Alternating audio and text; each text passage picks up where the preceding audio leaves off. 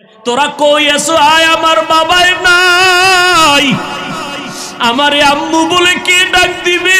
আমি কার জবানে আম্মু ডাকটা শুনবো? আমার কলিজা ভেঙ্গে চৌচির হয়ে যাবে।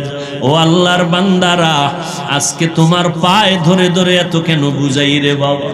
আমার কবরে আমি যাব, তোমার কবরে তুমি যাবা। আমার কবরের জবাব আমি দিব, তোমার কবরের জবাব তুমি দিবা। এরপরও কেন এত কষ্ট করে পায়ে ধরে ধরে বিনয়ের সাথে বুঝাই রে বাবা? একটাই মাত্র কারণ, কোন জ্ঞানী বাবা মা চায় না তার সন্তান বিপদে পড়ে যাক। কোন একটা বাচ্চা পানির পার্শ্বে বসে খেলবে, কোন জ্ঞানী ব্যক্তি তারে দেখিয়া রাখিয়া যাবে না। যদি ভইরা যায়, সন্তানের উঠাইয়া গার্ডিয়ানের হাতে দিবে। ওলামায়ে কেরাম পায়ে ধরে ধরে দেখতেছে, তুমি আজকে দাড়ি কামাইয়া বেপরদায় চলিয়া জাহান্নামের আগুনের পার্শ্বে বসে খেলতেছো। না জানি আল্লাহ বেড়া বেজার হইয়া আজরাইলের যদি পাঠাইয়া দিয়ে কয়, ওরে ধর, তোমার নাচ গান শুনতে অবস্থায় যদি আজরাইল আসিয়া রুহুটা খপ করিয়া টেনে ধরে বসে, ও বাবা, জাহান্নাম ছাড়া উপায় নাই। মনে মনে ভাবছো কি ওলামায়ে কেরাম মিথ্যা কথা বলেন? ১৫০০ বছর হয়ে গেল, আজও পর্যন্ত কোরআনের একটা ভুল কেউ বের করতে পারে না। রে বাবা, ওই কোরআন সত্য নাকি তোমরা বলবা মিথ্যা? একটু জবাব চাই, বলো কোরআন সত্য না মিথ্যা?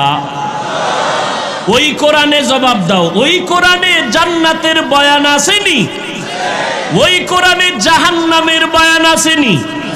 কে জান্নাতে যাবে কে জাহান্নামে যাবে তাও আল্লাহ বয়ান করেছেন। ইন্নাল আবরার লাফি নাঈম ওয়া ইন্নাল ফুজ্জার লাফি জাহিম। নেক আমলওয়ালারা জান্নাতি, গুনাহ যারা করবে তারা জাহান্নামী। জান্নাতটা কেমন আরামের ঘর আল্লাহ তাও কোরআনে বয়ান করেছেন। জান্নাতিন তাজরি মিন তাহতিহাল আনহার মা তাশতাহি আনফুসুকুম। আবার জাহান্নামটা কেমন ভয়ঙ্কর আল্লাহ তাও কোরআনে বলেছেন। যুবকদের শুরুতেই বলেছিলাম আজকে দুইটা সবক দিয়া যাব। দুইটা সবকের একটা বলতেছি এখন। যুবকেরা, আজকে বাসায় গিয়া মোবাইল যেহেতু দেখবাই, আমি হুজুরের কথায়ও ফিরিবা না। মোবাইল তোমার এমন আপন হইছে, মা ছাড়তে পারবা, মোবাইল ছাড়বা না। তোমার অন্তর এত শক্ত, বাবারে ছাড়বা তবুও মোবাইল ছাড়বা না। তোমার বন্ধুকে তালাক দিতে পারবা তো মোবাইল ছাড়তে পারবা না, যেহেতু দেখবাই।